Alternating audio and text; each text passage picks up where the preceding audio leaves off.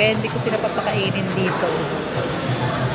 Kasi naalala ko last year, kumain kami dito. So, kumain kami dito ng mga kids.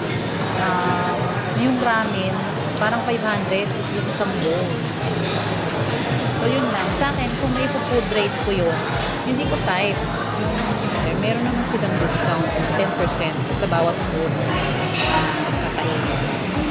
So, ako, meron naman akong card dito ng Solaire, but hindi ko pa siya nakiklaim. So, parang 1 year na ata yung card ko ng Solaire. So, hindi ko pa siya kinukuha yung yung voucher na yun. So, yung sila kasi madalas lang sila dito sa Solaire. So, meron silang voucher, sobrang voucher. Binigay nila sa akin. Kasi nga, syempre, may mga anak ako. Binigyan nila akong voucher. So, sabi sa akin, gamitin ko daw. So, wala namang pasok ngayon. Kaya, ginamit